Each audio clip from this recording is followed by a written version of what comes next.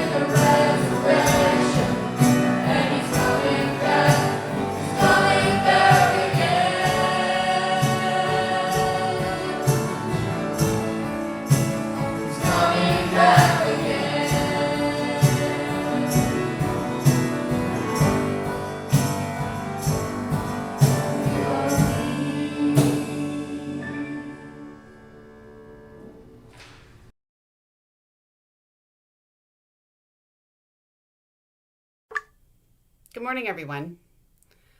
How many of you guys have a pair of these at home? How many of you guys wear flip-flops every day you can when it gets to be spring and summer? It feels good to get those heavy shoes off after a long winter and go almost barefoot, doesn't it? You can wear flip-flops and sandals just about anywhere, and it feels good to have them on. There are a lot of good things about flip-flops, but there are a few bad things. For example, how clean are your feet after a long day of being in flip-flops? Not very clean. There's no shoe or sock to keep the dirt out. So by the time you get home, your feet are filthy and probably, maybe even stinky. In Jesus' time, they didn't have shoes and socks. Everyone who could afford shoes wore sandals. You can imagine what a stinky mess that would have made. In fact, it was such a mess that a tradition formed. If you were invited into someone's house, one of the servants would wash your feet. Do you think there were many servants that volunteered for that job? Probably not. We've already established just how dirty those people's feet could get. Who would want to wash the feet of 20, 50, or 100 people? Do you think the principal of your school would do that for your class? Do you think the President of the United States would wash the feet of his dinner guests? Washing feet was servants' work, and the lowliest of servants were made to do it. So when Jesus got on his knees and washed the feet of his disciples, it was a big deal. Jesus was their teacher and their master. They had left everything to follow him. He was more important than a principal or even a president would be to us. They truly believed he was the Son of God.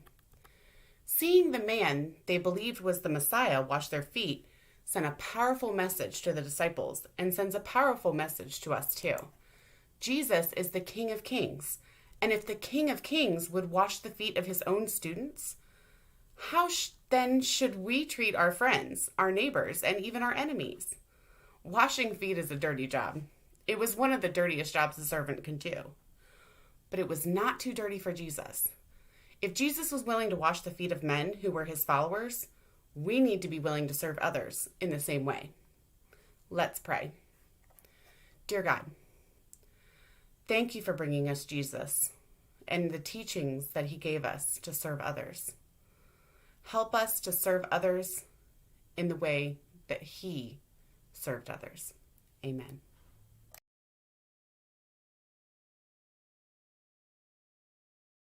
Prayers and praises request. Praise the Lord for the community opportunity to worship together and for his protection over our church family. Prayer request. New request. Jason Peach, son of Sally Reed, home recovery from cardiac arrest. Brad Benton, recovering from back surgery. Paul O'Meara, recovering from knee surgery. Continuing prayer needs. Nancy Pauling, recovering from cardiac transplant surgery. Melba Abraham, recovering from surgery. God's mighty intervention in the Ukraine crisis. Now it's time for the Lord's Prayer. Our Father, who art in heaven, hallowed be thy name.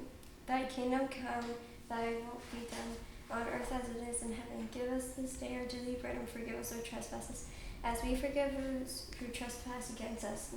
And lead us not to temptation, but deliver us from evil. Thy is the kingdom and power forever. Amen.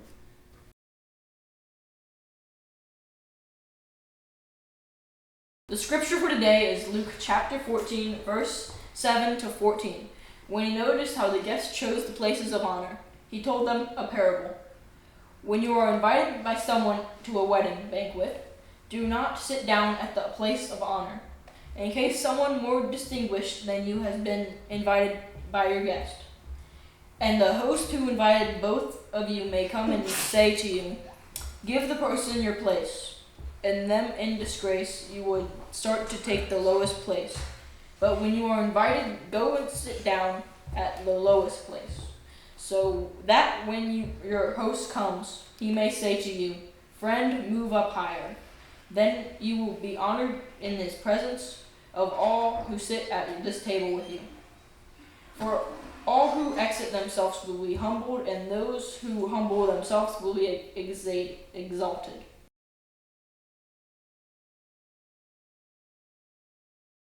We take this time to give thanks for those gifts, these offerings we bring.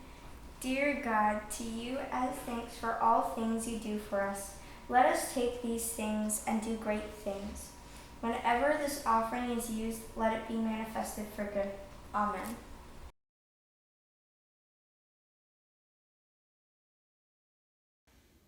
Towards the end of last school year, a student in her senior year of high school named Leicha Vang worked on publishing a real book entitled Exploring Language and Identity. Vang lives in Minnesota, and when she was younger, she was an English as a second language student, or ESL student, a student in America who learned another language besides English first, meaning she went to special classes in school and got specific attention from teachers to help her learn English until she didn't need that help anymore. Her first language was Hmong, the language of the Hmong people, a culture that first appeared in China, Laos, and Vietnam. I say Hmong was her first language because she doesn't speak it anymore. Vang believes that she lost her language at the same time losing her people. As an intelligent and creative and empathetic young woman, Leicha Vang felt that her experience as an ESL student was too different from the experiences of normal people. Her goal with the book, Exploring Language and Identity, was to make stories like hers easier for everyone to understand. The book is a collection of 16 stories written by other ESL students. Leicha let people know when she was getting ready to make the book and asked young people to send her their stories. Leicha was so surprised by the amount of stories young people sent to her for the book. So many young people were just dying to tell their stories.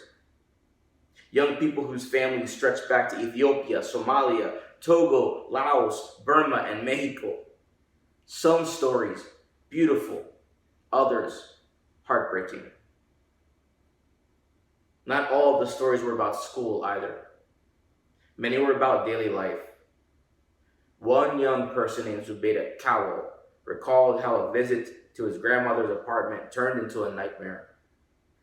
An older white woman yelled at him in the apartment building hallway, "Get out!" over and over, backing him towards the exit of the apartment building, simply because what he wore on his head showed how his religion was different than hers, and the color of his skin was different than hers, and all he wanted to do was visit his grandmother.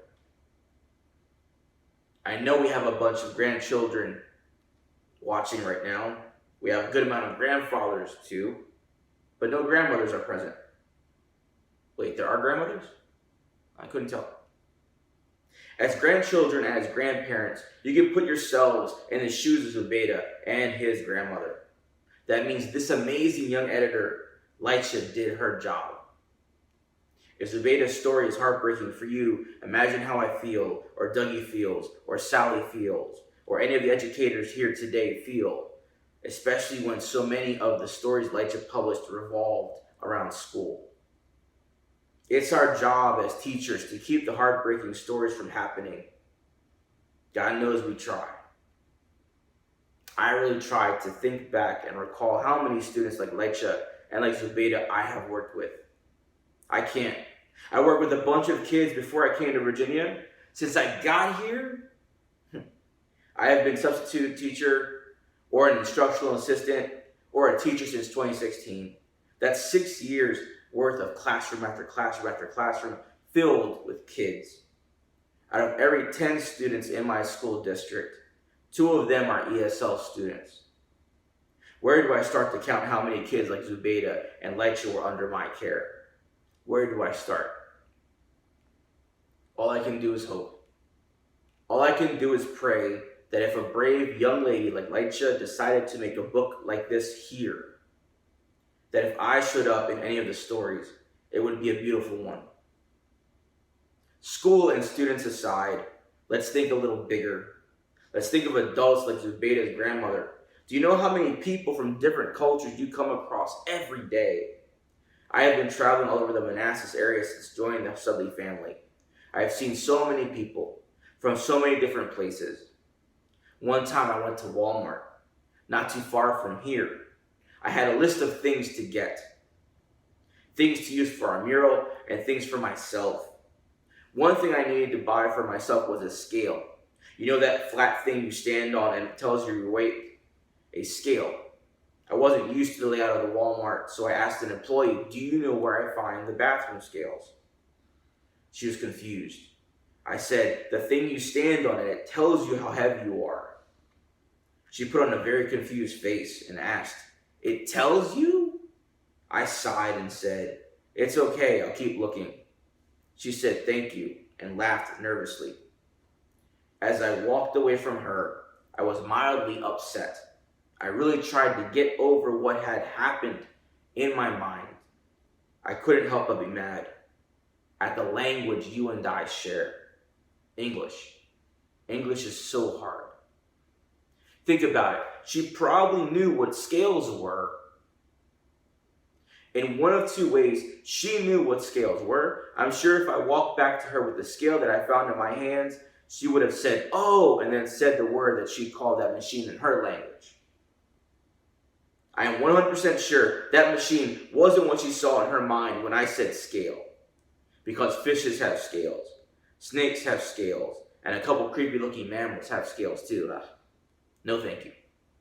And this weirdo, handsome weirdo, said you stand on them and they talk to you. Creepy. The word scale is a kind of word called a homonym. And there are two kinds of homonyms, the ones like scales or words spelled the same but with different meanings. Think of the word ring. It's what a bell does or something you wear on your finger. Also, there are the kind of homonyms like him and him that are spelled differently but sound the same. Him, H-I-M, could refer to Brother Eugene when he's playing. In the sentence, the piano sounded beautiful when played by him. The other hymn is a piece of music, as in the sentence, that was a beautiful hymn. There are 6,000 of these words in our language. 6,000. Come on, guys, 6,000. I could spend my entire time this morning explaining the various ways that English is a challenge for many people who are new to our country. The fact of the matter is, if you speak any language other than the Eastern Algonquian dialect of the Potawatomi peoples, Native Americans, whatever language you speak was new to this place once too. For some reason, no matter how Christian we are, we see people that don't speak English well or don't speak English at all as different. Not as smart, not as good, lesser than us. This is how we think, when all we can do is talk about the Bible, in which God repeatedly supports different languages. Our church was born on a day that all Christians call Pentecost, a day that the apostles, Jesus' friends, were praised because they immediately could speak the language of every different person around them. We consider that a good thing, a miracle. What are we to do as Christians when we find ourselves thinking of anyone as if they are worth less? We are to show humility. Yet what does that word even mean? In our Bible story for today, Luke chapter 14, verses 7 to 14, Jesus teaches us about humility. At the time of Jesus, Judaism, or the religion of Jesus, Jesus' family and friends, was different from today's Judaism. Today, while we have pastors like Nick and Sung in Christian churches, Judaism has rabbis. In Jesus' time, they weren't called rabbis, though. There were different groups of religious teachers with different names. the one group that Jesus bumped into the most were the Pharisees.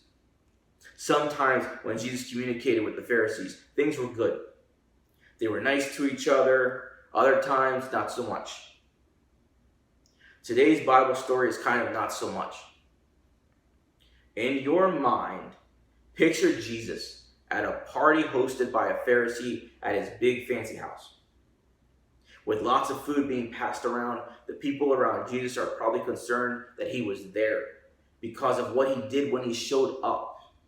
Before our story begins, Luke chapter 14 verse 1 tells us that the Pharisees were watching Jesus as soon as he got there. Then Jesus saw a man whose arms and legs were swollen due to a sickness. Jesus looked right at the Pharisees and asked, "Is it lawful to cure people on the Sabbath or not?" Meaning, based on the rules you guys teach us, is it okay for me to heal this sick man on our holy day? Well, how do you answer a question like that without sounding like a jerk?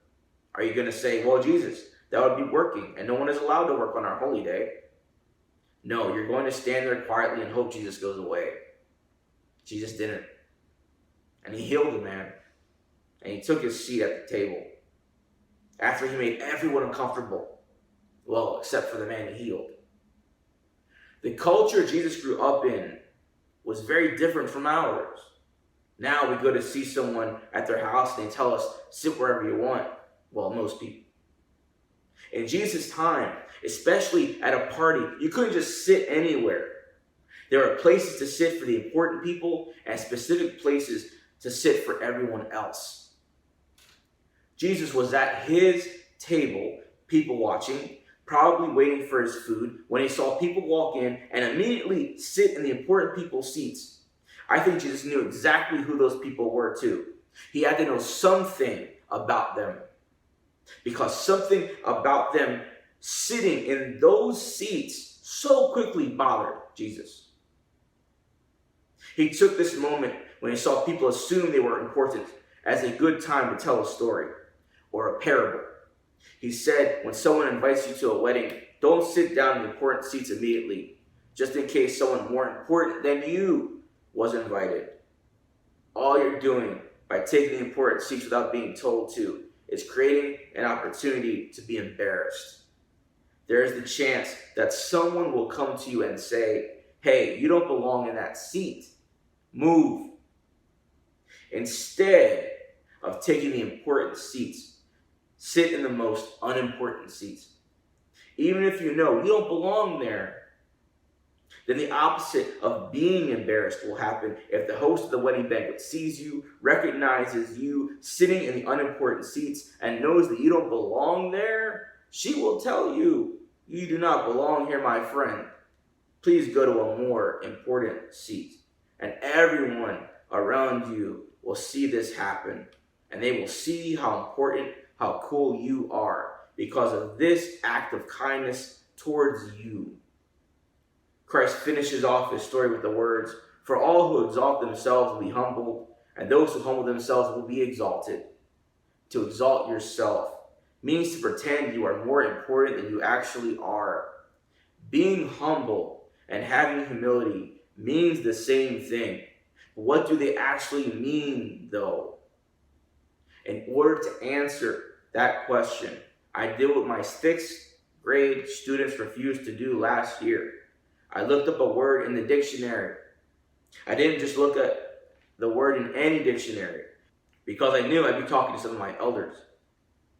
I looked the word up in the Merriam-Webster dictionary, what my aunt used to call the real dictionary. Webster defines humility as, listen close kids, the definition for humility is freedom from pride or arrogance, the quality or state of being humble. Holy cow, I thought the verse was going to be hard to unpack today. Let's hear the first part of the definition one more time. Freedom from pride or arrogance. Now we have to go on a scavenger hunt because there are words that are hard to understand in the definition to the word we didn't understand. Being free or having freedom means so many different things to different people, right? In this definition, it makes sense that freedom means not having to worry about. Like, I don't need to think about that right now. Pride is a hard word too. There's a good kind of pride. It's how I feel right now after our youth have been doing such a good job today. I'm proud of them. You all should be proud of yourselves too. The definition for humility isn't talking about that kind of pride though. It's talking about a different kind of pride, what we grown-ups call conceit. It means the same thing as the word arrogance. It is what Jesus was talking about, what he was warning us against in the Bible story for today. Thinking you belong in the important seats. So wait, let's put this all together. Humility means being free from needing to be important. The next part of the definition just tells us being humble means the same thing. Being free from needing to be important. You might be having a hard time understanding this now. Simpler definition. It's because you never met the word free or freedom this way before. When you think of freedom, you think back to the Revolutionary War and the colonies wanting freedom from Great Britain. You think of slavery and the Civil Rights Movement, singing spirituals like, "Oh, freedom." This isn't freedom from something or someone else. It's freedom from you. Trying to be a version of you that you think will be important locks away the real you. Let yourself go. Stop it. Stop it now. As someone who spent more than half of my life worried about how important I was, I'm telling you to stop it. Stop caring about what other people think about you. Stop it. Stop caring if you're the best at what you do. Stop it.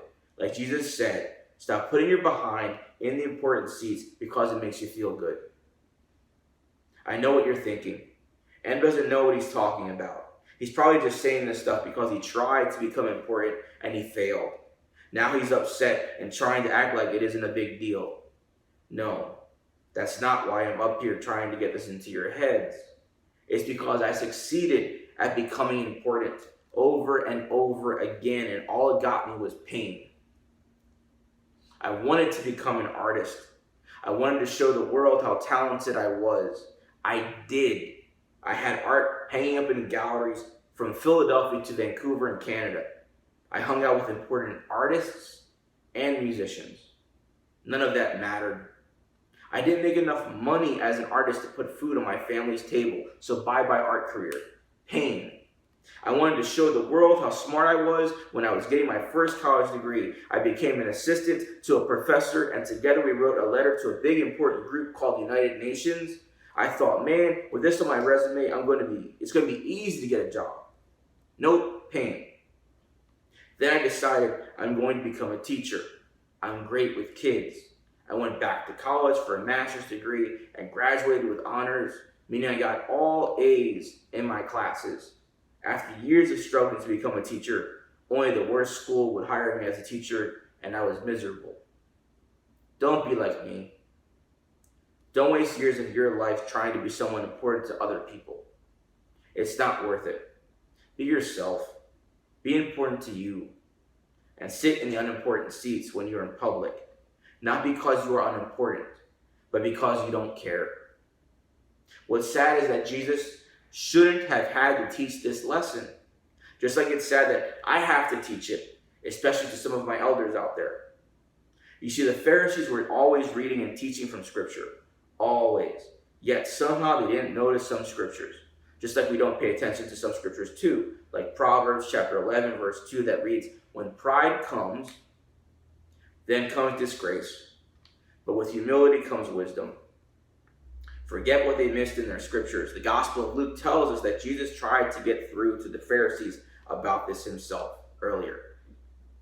Luke chapter 11, verses 43 to 44 read, "Woe to you, Pharisees, for you love to have the seat of honor in the synagogues and to be greeted with respect in the marketplaces. Woe to you, for you are like unmarked graves, and people walk over them without realizing it." Ouch, that had to hurt. That's what most of today's Bible story is about, except for the ending. When the Spirit led my professor and my friends to teach me about humility recently, there was a verse that my mentor gave me. It is Matthew chapter 6, verse 33. The verse reads, but seek first the kingdom of God and his righteousness, and all these things will be given to you as well. What are all these things? Well, the verse is the ending of a parable that teaches us not to worry, not about our lives, not we will eat or drink, our body, our clothes. Jesus compares us to living things in our beloved, beautiful creation, and he tells us that he, God, will take care of us as much as he takes care of all of them, if not more. He tells us in verse 33 that if we seek his kingdom first, he will worry about all the rest. Yes, youth of Sudley, he really means all the rest. Your gymnastics team, your college education, that boy you like. What does seeking his kingdom mean, though? To seek in this sentence means to focus on, to try and get. Just like we were talking about trying to become important earlier, how can we seek God's kingdom instead, though? Let's listen to what Jesus asked us all to do in the book of Matthew chapter 22, verse 37. Someone asked Jesus, what was the most important commandment? And Jesus said to him, you shall love the Lord your God with all your heart and with all your soul and with all your mind. He continued in verse 39 with, you shall love your neighbor as yourself. Jesus wasn't saying something new here. He again was saying something the Pharisees that we ourselves too should have known already. Listen to these words from the scriptures the Pharisees spent so much time studying. From the book of Micah chapter 6 verse 8. He has shown you, O mortal, what is good. And what does the Lord require of you? To act justly and to love mercy and to walk humbly with your God. You seek God's kingdom when you love God and love all of us. Jesus told the host this at the very, very end of our story. He told the host not to invite your rich neighbors, your family to your banquets, but the poor and those who have special needs. Those that don't speak English well, those that dress differently, with skin of all shades. This makes perfect sense to me if you are a person that like Javang might call normal, and you are worried about belonging to the important seats. What do you think it feels like to someone who has been shown over and over that they are lucky even to have a seat? If you also remember, at the end of Jesus' story, the host tells the person, you don't belong here in the unimportant seats. You belong up there in the important seats. Why do you think he did that? I'm sorry, but this verse reminds me about something that happened when I was younger. I took my girlfriend to a cool restaurant. We were stuck waiting in a super long line with so many people in front of us. I knew my girlfriend was so close to saying, forget it, take me home. I prayed in that line, Lord, help me, please. Out walked the waitress to count how many people were in this line that stretched down half a city block. She stopped when she saw me, and everyone in the line had to watch her talk to me and then guide me and my girlfriend past everyone in line and into the restaurant. I know they were mad. I bet the waitress, who I knew as Mo, a nickname for the African name Monsho, that means beauty of the night, was thinking the same kind of thing as the host in Jesus' story. You see, one day I got to ask Monsho why she took me and my girlfriend into the restaurant that day. She said, you have been nothing but kind to me. Mo was a Maasai, so she also said, I am from Africa, away from my family. I'm really dark, so people at college are afraid to talk to me. You always do. Mo and the host in Jesus' story moved someone to the important seats, not because the person thought themselves as important, but because Mo and the host in Jesus' story knew the people were important to them. I wish I would have really understood Mo sooner. Be humble. Love everyone. See how well God takes care of you. Let God, let his children show you what important really means. Father God, thank you for loving us first. Thank you for seeing us as important to you. Use us as the bricks you use to continue building your kingdom of love. No, make us pillars in your kingdom, Lord. Let us hold up all our brothers and sisters with all the strength you give. Amen.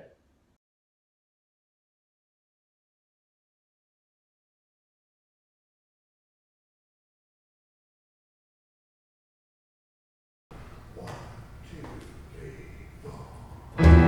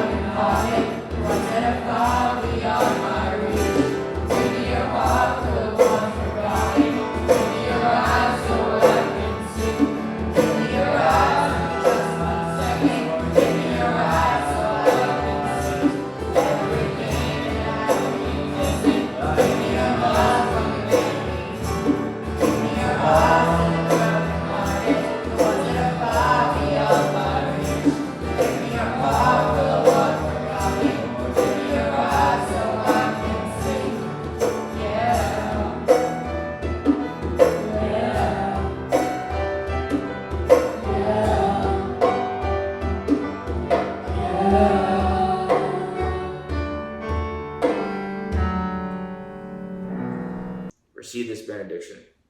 Go in peace this morning, knowing that you are important to God, knowing that if you've walked with God, there are plenty of brothers and sisters who remember you as kind.